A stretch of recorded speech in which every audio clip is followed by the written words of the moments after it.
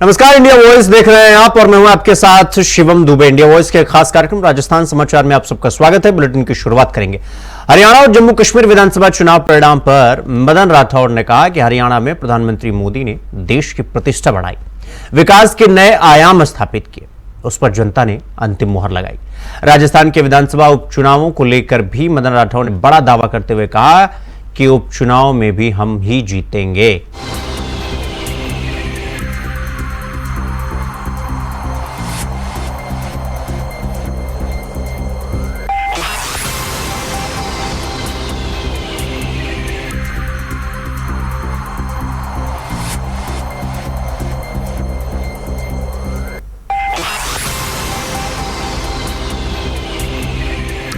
तो जनता ने प्रधानमंत्री के फैसलों पर मुहर लगाई। मदन राठौड़ ने बड़ा बयान देते हुए कहा कि हरियाणा विधानसभा चुनाव जिस तरह से हुआ, जनता ने प्रधानमंत्री मोदी के फैसलों पर अंतिम मुहर लगाई है और राजस्थान उपचुनाव में भी हम ही जीतेंगे। जनता ने प्रधानमंत्री मोदी के फैसलों पर मुहर लगाई। हरियाणा विधानसभा चुनाव को लेकर मदन राठौड़ का ये बड़ा बयान हम आपको बता रहे हैं।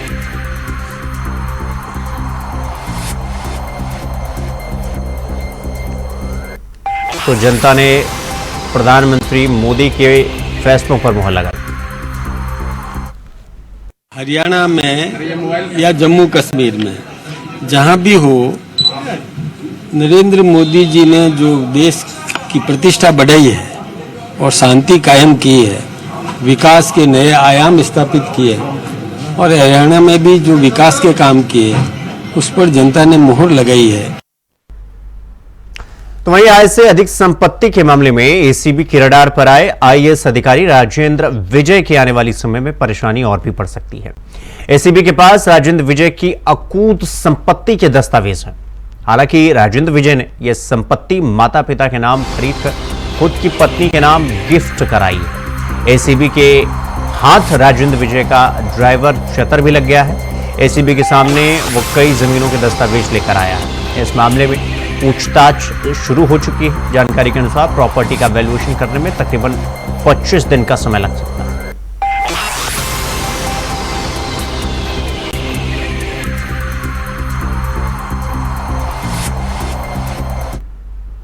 तो प्रसिद्ध जीजाबाई राष्ट्रीय सीनियर महिला फुटबॉल प्रतियोगिता का जयपुर के विद्याधर नगर स्टेडियम में आगाज हुआ। उप मुख्यमंत्री दिया कुमारी ने फीता काटकर और फुटबॉल को किक मारकर इस प्रतियोगिता का आगाज किया। टूर्नामेंट का उद्घाटन मैच मेजबान राजस्थान और छत्तीसगढ़ की महिला टीमों के बीच हुआ।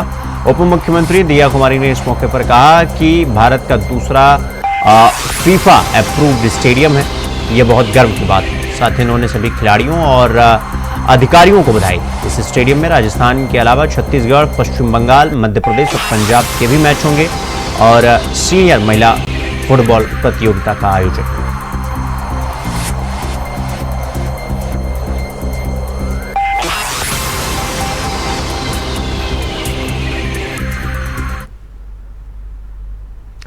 तो हरियाणा चुनाव में बीजेपी और कांग्रेस ने अपनी ताकत झोंक दी थी। राजस्थान से कांग्रेस और बीजेपी ने अपने अपने दिग्गज नेताओं को हरियाणा के चुनाव में उतार दिया था। हरियाणा के परिणाम आने पर सबसे ज्यादा खुशी बीजेपी को। हरियाणा के चुनाव को राजस्थान की बीजेपी अपने को शुभ मान रही है। आपको बता दें कि कांग्रेस नेता सचिन पायलट ने हरियाणा की करीब 11 विधानसभा सीटों पर प्रचार किया था, जिनमें घरौड़ा, समलखा, नांगल और हथीन, रेवाड़ी, अटेली, फरीदाबाद, भवानीखेड़ा, बादशाहपुर, सोहना और जगाधरी शामिल है।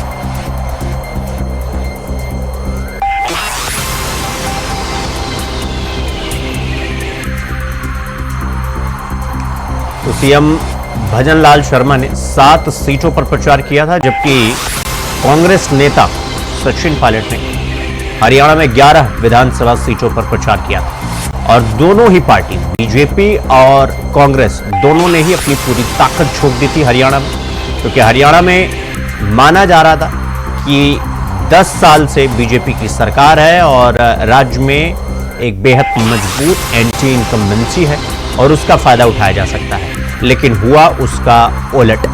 और आपको बता दें कि राजस्थान के मुख्यमंत्री भजनलाल शर्मा हरियाणा में 7 सीटों पर उन्होंने प्रचार प्रसार किया था और बीजेपी के लिए दम भरा था, जिसका नतीजा आज आंकड़ों पर साफ साफ दिखाई दे रहा है। और सचिन पायलट जो कांग्रेस के नेता हैं, राजस्थान के मुख्यमंत्री रह चुके हैं, उन्होंने 11 विधानसभा सीटों पर प्रचार किया था। तो अब परिणाम आने के बाद आंकड़ों को देखकर इस वक्त राजस्थान बीजेपी में ही नहीं बल्कि समूचे बीजेपी में इस वक्त खुशी का माहौल है। और राजस्थान के मुख्यमंत्री भजनलाल शर्मा ने 7 सीटों पर प्रचार किया था।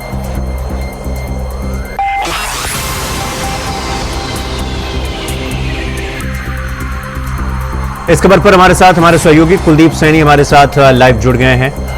कुलदीप, जिस तरीके से हरियाणा में मुख्यमंत्री ने प्रचार प्रसार किया था, हालांकि कांग्रेस ने भी पूरा दम भरा था, लेकिन आज आंकड़े ये बता रहे हैं कि जो मेहनत मुख्यमंत्री भजनलाल शर्मा ने 7 सीटों पर दिखाई थी, आज वो रंग लाई।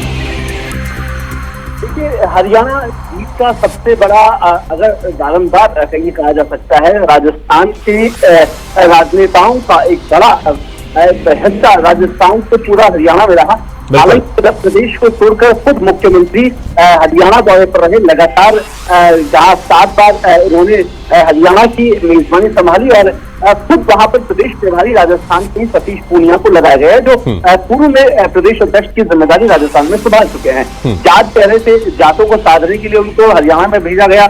इसके अलावा राजस्थान से तमाम जो स्टार प्रचारक थे उसमें खुद मुख्यमंत्री रहे और कर्नल राज्यवर्धन राठौर, दिया कुमारी, इन तमाम लोगों ने वहां जाकर प्रचार प्रसार करके ये चीज ये दिखाई है कि पड़ोसी राज्य के साथ साथ वो इस बात को भी जानते हैं कि राजस्थान के लिहाज से हरियाणा जीतना कितना जरूरी है। तो अगर हरियाणा जीता है तो खास तौर पर एक बड़ा संदेश राजस्थान के उपचुनाव पर भी है कि अब कहीं ना कहीं जो कुछ सीटें दी जो हरियाणा के आसपास में बॉर्डर से टच हो रही है, वो कहीं ना कहीं अब भारतीय जनता पार्टी उस पर। कुलदीप, जिस तरीके से बीजेपी की 10 साल की एक बेहद मानी जा रही थी कि बेहद एंटी इनकम्बेंसी है, और फिर नौजवान का मुद्दा हो, जवान का मुद्दा हो, पहलवान का मुद्दा हो, हर तरीके से बीजेपी को साधने की कोशिश की गई, लेकिन बावजूद इसके जिस तरीके से राजस्थान के जिन नेताओं का जिक्र किया आपने, चाहे वो दिया कुमारी हो, राठौड़ हो, इसके बाद खुद मुख्यमंत्री भजनलाल शर्मा हो, लगातार जिस तरीके से राजस्थान के नेता भी वो हरियाणा के जमीन पर उतरकर जिस तरीके से उन्होंने दम भरा, ये आंकड़े ये साफ तौर पर बताते हैं कि वो जो कांग्रेस का एक जाल था जो पूरी तरीके से बुना गया था बीजेपी को फीडबैक पर पीछे धकेलने के लिए, वो होता हुआ दिखाई नहीं दिया। हरियाणा चुनाव इसलिए खास रहा क्योंकि हमने देखा कि कुछ ही दिनों पहले जो 2 रेसलर थे वो उसमें शामिल हुए। विनेश फोगाट चर्चाओं में रही, उधर से ब्रजभूषण पर भी दबाव रहा और भारतीय जनता पार्टी के लिए टास्क बन गया हरियाणा सीट, क्योंकि यहाँ पर सिर्फ विकास की बात नहीं होती, यहाँ खेल की बात होती है। हर एक मुद्दे को यहाँ पर बनाने की कोशिश की जाती है। और जब राजस्थान के मुख्यमंत्री भजनलाल शर्मा हरियाणा दौरे पर रहे, बार बार उन्होंने जो मोदी की योजनाएं और मोदी की गारंटी की जो वहां पर हरियाणा में उन्होंने खुद की जुबानी के साथ वहां के आवाम को साधने की कोशिश की। और ये गारंटी थी कि राजस्थान में सरकार बनने के बाद जो भजनलाल शर्मा ने अपनी सरकार में जो नए कानून पारित किए, जिस तरीके के नए विकास कार्यों को यहाँ पर चुनौती दी, और वही उन्होंने वादे किया है कि अगर हरियाणा में भारतीय जनता पार्टी बनती है तो यहाँ पर भी राजस्थान के लिहाज के हिसाब से ही वहां काम किया जाएगा। और ये संदेश दूर नहीं है क्योंकि हरियाणा राजस्थान से ज्यादा दूर नहीं, और वहां से लोगों के लिए एक दर्पण बन गया और दर्पण के माध्यम से लोगों ने इस बात को समझ लिया कि राजस्थान में जो विकास कार्य डबल इंजन की सरकार कर रही है वो हरियाणा में भी रंग लाएगा। और जो विपक्ष की और जो तमाम मुद्दे बुनाए गए, चाहे जातिकरण मतगणना की हो या जैसे ओबीसी आरक्षण वाला मामला हो, खेल का हो, जगत का हो, और लगातार तमाम मुद्दों को बुलाने की कोशिश की गई, लेकिन जो राजनेताओं की जो वहां पर भागदौड़ रही, दौरे रहे, कुछ प्रदेश को छोड़कर हरियाणा पर ध्यान दिया गया, तो कई मायनों में माना जा सकता है कि वो मेहनत भजनलाल शर्मा और राजस्थान के मंत्रियों की रंगलाई और हरियाणा आज वहां पर जीत का परचम भारतीय जनता पार्टी का। कुलदीप, अब जब आंकड़े साफ तौर पर ये दिखा रहे हैं कि हरियाणा में बीजेपी की जीत लगभग तय है, बस ऑफिशियल अनाउंसमेंट होना बाकी है, आंकड़े तो साफ तौर दिखाई दे रहे हैं। अब चूंकि अब जिन नेताओं का जिक्र किया हमने, राजस्थान के नेताओं का, जिन्होंने हरियाणा में बीजेपी के लिए, बीजेपी के प्रत्याशियों के लिए प्रचार प्रसार किया, गली गली नाके नाके जाकर पूरी तरीके से जनसभाएं की, और अब मुख्यमंत्री से लेकर राजस्थान के उन नेताओं का क्या कुछ बयान आया है इन आंकड़ों को देखते हुए?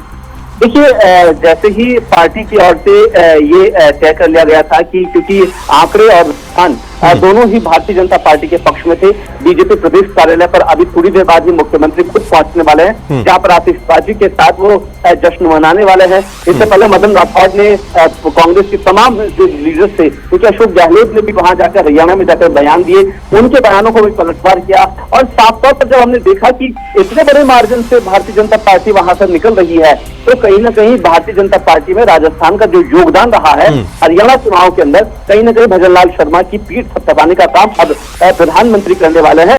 उन्होंने राजस्थान छोड़कर अब दूसरे राज्यों में कमान संभाली है, और उन सीटों पर, खासतौर पर जिन सीटों पर खुद मुख्यमंत्री गए हैं, वो सीटें बड़े मार्जिन के साथ भारतीय जनता पार्टी ने जीती है। तो कहीं ना कहीं वाहवाही लूटने का काम मुख्यमंत्री ने किया। और अब जो हमने देख रहे थे पिछले कुछ दिनों में जो बातें निकल कर आ रही थी, राजस्थान में सरकार ठीक नहीं है, राजस्थान में सदस्यता अभियान ठीक नहीं है, उन तमाम बातों पर विराम लग जाएगा जब इतनी बड़ी जिम्मेदारी के साथ पार्टी के साथ मुख्यमंत्री ने एक बड़ी योगदान के साथ पार्टी को जीत दिलाने का काम किया है। कुलदीप, अब जब राजस्थान के नेता हरियाणा के चुनाव में उतरे और जीत भी मिली, अब बयान भी सामने आ रहे हैं, एक जो जिक्र किया मदन राठौड़ ने कि जो राजस्थान में विधानसभा उपचुनाव है उसको लेकर भी अब बीजेपी के नेताओं में, कार्यकर्ताओं में एक जोश और उसका प्रभाव भी देखने को मिल सकता है आने वाले समय में। बिल्कुल, जैसे हमने देखा कि दो राज्यों के परिणाम आने थे। जम्मू कश्मीर भारतीय जनता पार्टी जरूर हारी है, लेकिन उसका जिक्र इसलिए नहीं है क्योंकि भारतीय जनता पार्टी की ओर से ये माना गया था कि अगर वहां पर सीटों के साथ अगर हम बढ़ रहे हैं तो वे कहीं ना कहीं ये दावा कर सकते हैं कि वहां पर पार्टी बढ़त में है। और भविष्य में हो सकता है कि कुछ नेताओं के साथ, अगर हमने देखा हरियाणा हमारे से महाराष्ट्र दूर नहीं है, कुछ ऐसे जो सीट से हमने वहां सरकार बनाने की जो कोशिश की गई थी, उन तमाम मुद्दों को दरकिनार करके उन्होंने हरियाणा पर खासतौर पर फोकस किया कि जब हरियाणा हमने जीत लिया है, क्योंकि एक बड़ी जिम्मेदारी थी, क्योंकि आम आदमी पार्टी बार बार ये कह रही थी कि वहां पर हम भी यहाँ चुनाव लड़ रहे हैं, तो एक सीटें ज्यादा जाने का एक खतरा बना हुआ था। अब जब कार्यकर्ताओं में ये आश्वस्त हो गई है कि जो प्रधानमंत्री मोदी का जो मैजिक चला है, जो मोदी के नाम पर वोट मिलने थे, वो तमाम वोट मिले हैं, और अब उपचुनाव में भी वो चीजें। कुलदीप, बहुत बहुत धन्यवाद आपका हमसे जुड़ने के लिए और इस खबर पर हमारे साथ विस्तार पूर्वक चर्चा करने के लिए, जानकारी साझा करने के लिए। तो राजस्थान के मुख्यमंत्री भजनलाल शर्मा चुनाव के मैदान में जब वो उतरे थे, 7 विधानसभा में 7 रैलियां की थी, 7 कार्यक्रम का आयोजन हुआ था, जिसमें राजस्थान के मुख्यमंत्री ने पूरे दम झोंक दिया था। और रुक करेंगे अगली खबर की ओर। केंद्रीय मंत्री अर्जुन मेघवाल ने हरियाणा चुनाव के परिणाम पर कहा कि प्रधानमंत्री मोदी की नीतियों की जीत हुई है, बीजेपी जो कहती है वो करती है। डेवलपमेंट जो करेगा और उसमें भारतीय जनता पार्टी आगे एजेंडे पर मजबूत सरकार हरियाणा में बनाने जा रही है। गुड गवर्नेंस और डेवलपमेंट, ये 2 ही एजेंडे चलने वाले हैं जी पूरे देश में, यहाँ भी वही चलेगा। गुड गवर्नेंस और डेवलपमेंट जो करेगा और उसमें भारतीय जनता पार्टी आगे। वहीं राजस्थान के पूर्व मुख्यमंत्री अशोक गहलोत हरियाणा में कांग्रेस के ऑब्जर्वर थे। हरियाणा चुनाव परिणाम के रुझान पर पूर्व सीएम अशोक गहलोत ने कहा कि परिणाम अभी आना बाकी और हमें उम्मीद है कि कांग्रेस जीतेगी। केंद्रीय मंत्री गजेंद्र सिंह शेखावत ने अशोक गहलोत पर चुटकी लेते हुए कहा कि उन्होंने पहले ही कहा था कि बीजेपी हरियाणा में सरकार बनाने जा रही है। उन्होंने जो बयान 3 दिन पहले दिए थे उनका क्या हाल है?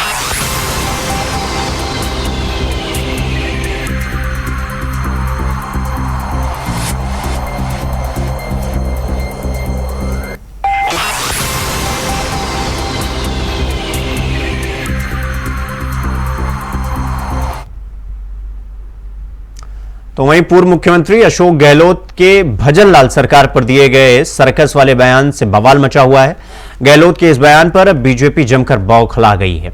इसे लेकर जहां सीएम भजनलाल शर्मा ने पलटवार किया है, तो वहीं मुख्यमंत्री भजनलाल शर्मा ने भी गहलोत के बयान पर पलटवार किया, यानी वार का पलटवार किया है। उन्होंने कहा कि गहलोत ने 5 साल सर्कस ही किया है। इन 5 सालों में कभी होटल में रहे तो इसलिए उन्हें सर्कस ही दिखाई देता है। उन्होंने गहलोत पर निशाना साधते हुए कहा कि जब आदमी किसी की तरफ उंगली करता है तो 4 उंगली उसकी तरफ हो जाती है। आपको बता दें कि पूर्व मुख्यमंत्री अशोक गहलोत ने जोधपुर में भजनलाल सरकार पर बड़ा हमला करते हुए बयान दिया था, जिसमें उन्होंने कहा था कि राजस्थान में सरकार नहीं सर्कस चल रहा है। कोई मंत्री इस्तीफा दे रहा है, अधिकारी और लोग डेंगू से मर रहे हैं, जनता का कोई ख्याल नहीं रखा जा रहा। नहीं, सर्कस है। कोई मंत्री इस्तीफा दे रहा है, कोई एमएलए इस्तीफा देने की धमकी दे रहा है, और मुख्यमंत्री जी के दौरे को कम करे, वो भी कम कर रहे हैं दिल्ली जयपुर के बीच में। तो बस गवर्नेंस करने का 8-9 महीना हो गया उनको भी। अब गवर्नेंस जम के करनी चाहिए, लोगों को रिलीफ मिले, बड़ा लोगों को तकलीफ होती। क्योंकि उन्होंने पूरे 5 साल सर्कस ही किया था, कभी होटल से कभी कैसे, अब उनको सर्कस ही दिखता है। मैं कहना चाहता हूँ आजकल वो ट्विटर पर भी बहुत कई बात लिख रहे हैं। मैं जरा उनको याद दिलाना चाहता हूँ, वो 10 महीने बाद चले जाएं थोड़ा पीछे, अपनी उन बातों को भी याद करें। आदमी जब किसी की तरफ उंगली करता है तो 4 उंगली उसकी तरफ हो जाती है, उनको ध्यान रखना चाहिए। वो प्रदेश के कई बार मुख्यमंत्री रहे,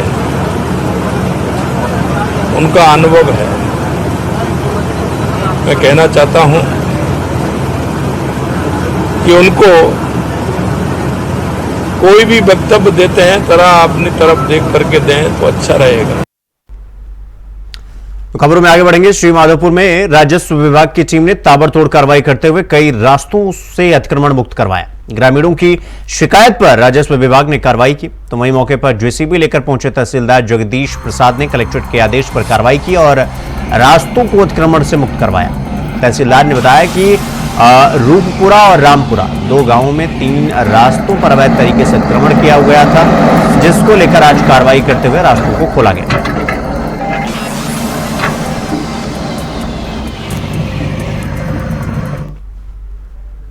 वहीं केंद्रीय कृषि कल्याण मंत्री शिवराज सिंह चौहान ने दिल्ली में किसान महापंचायत के अध्यक्ष रामपाल जाट से मुलाकात कर किसानों की समस्याओं को सुना। किसान महापंचायत के प्रदेश महामंत्री संयोग बावरिया ने बताया कि किसान महापंचायत का राजस्थान प्रतिनिधिमंडल दिल्ली में किसानों की समस्याओं को लेकर पहुंचा। उन्होंने बताया कि मुख्य रूप से एमएसपी की गारंटी, कानून, एमएसपी पर बाजरे की खरीद और किसानों की फसलों के लिए सिंचाई का पानी, ये मुख्य मांगे किसानों की रही और जिनको केंद्रीय कृषि कल्याण मंत्री शिवराज सिंह चौहान ने भी जायज बताते हुए जल्द ही समाधान का आश्वासन दिया।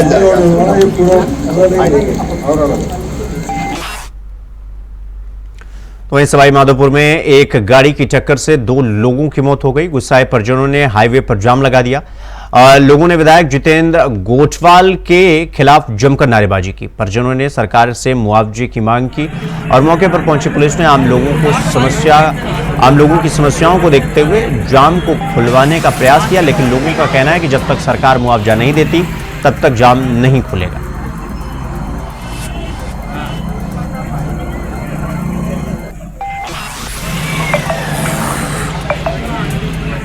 मेरे दोनों भाई छोटे जो सवाई माधोपुर पेशी पे आ रहे थे कोई प्रकरण में, तो वो पेशी पे आ रहे थे मोरोज के आगे दोनों भाइयों को बोलेरो गाड़ी से जो पहले रंजिश के चलते हमारे ही गांव के लोगों ने कुचल करके दोनों को खत्म कर दिया और फिर दोनों खत्म हो गए। हम यहाँ पे आ गए खंडार, अब यहाँ आ गए तो उसके बाद में कल से हम यहाँ पे हैं। तो अब दोनों भाई है वो तो गए, दोनों भाइयों के छोटे छोटे बच्चे हैं, ये बैठे आप देख सकते हैं 11 बच्चे हैं दोनों भाइयों के छोटे छोटे। तो ये इन बच्चों का आगे क्या होगा, इसी के लिए इनके मुआवजे के लिए दोनों लेडीजों को सरकारी नौकरी दी जाए, इसीलिए हम रोड पे आए ये लेडीजों को लेकर के। तो रुक करेंगे अगली खबर की ओर। राजस्थान में भजनलाल सरकार लगातार प्रशासनिक फेरबदल कर रही है और इसी कड़ी में सरकार ने एक ही दिन में आरएएस और आरपीएस और डीएसपी स्तर के अधिकारियों के ट्रांसफर आदेश जारी किए। पुलिस महानिदेशक युवार साहू ने प्रदेश भर में 155 पुलिस उप अधीक्षकों के तबादले किए हैं। राजस्थान गृह विभाग द्वारा 45 आरपीएस अधिकारियों के तबादले की लिस्ट जारी की गई है, जबकि 10 आरपीएस अधिकारियों के तबादले रद्द कर दिए गए हैं। कार्मिक विभाग के आदेशानुसार राजस्थान प्रशासनिक सेवा यानी आरएएस के 83 अफसर, 10 एसडीएम और 41 एसडीएम बदले गए हैं, जबकि 5 आरएएस अधिकारियों के तबादले निरस्त किए गए। गृह विभाग के आदेशानुसार जिन आरपीएस अधिकारियों के तबादले रद्द किए गए हैं उनमें सांवरमल नागौर, कैलाश बिश्नोई, अनुकृति उज्जैनिया, राजेश मिल, शालिनी राज, डॉक्टर तेजपाल, डॉक्टर प्रियंका, सुनील कुमार पवार, किशोर सिंह चौहान और श्रीमन लाल मीणा का नाम शामिल।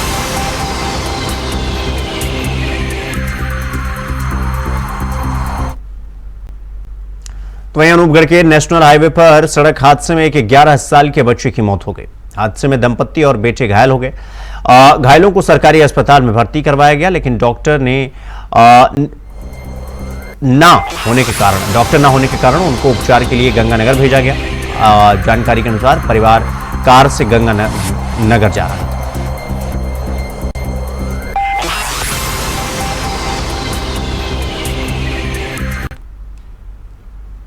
तो वहीं श्री विजयनगर पुलिस ने पिछले दिनों हुई चोरी की वारदात का खुलासा किया है। पुलिस ने खुलासा करते हुए बताया कि आरोपी को गिरफ्तार कर लिया गया है। आरोपी नशे का आदी है और नशे की लत के कारण चोरी की कई वारदातों को अंजाम दे चुका है। तो वहीं पुलिस आरोपी से पूछताछ कर रही है। पूछताछ में कई वारदातों का खुलासा होने की संभावना है।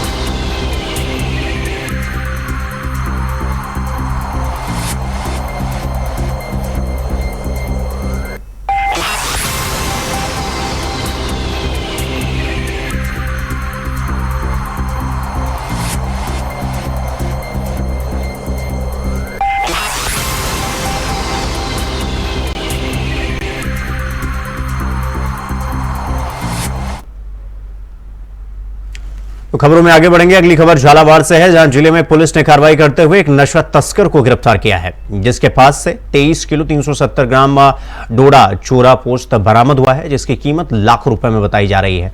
वहीं पुलिस अधिकारी ने बताया कि नशे के खिलाफ पुलिस ने विशेष अभियान चलाया हुआ है, जिसके तहत सभी जगह कार्रवाई की जा रही है और कई विशेष टीमों का गठन किया गया है और पूरी तरह से निगरानी की जा रही है।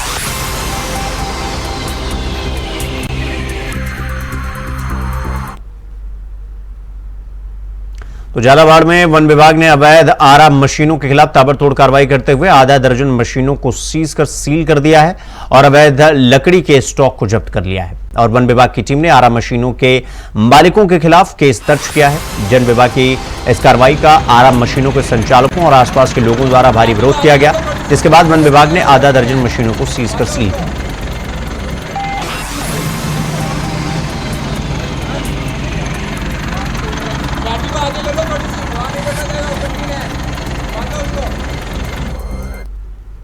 खबरों में आगे बढ़ेंगे। अगली खबर रानीवाड़ा से है, जहां भास्कर हॉस्पिटल के डॉक्टर की लापरवाही से एक महिला की मौत हो गई। परिजनों ने प्रबंधक डॉक्टर पर इलाज में कोताही बरतने का आरोप लगाया है।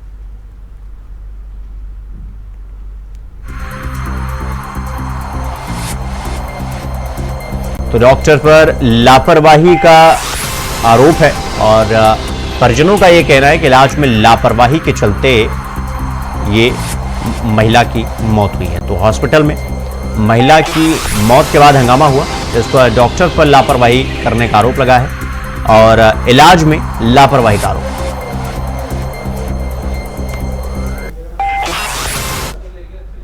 तो राजस्थान समाचार में फिलहाल अभी के लिए बस इतना ही। देश और दुनिया की तमाम खबरों को देखने के लिए देखते रहिए इंडिया वॉच। नमस्कार।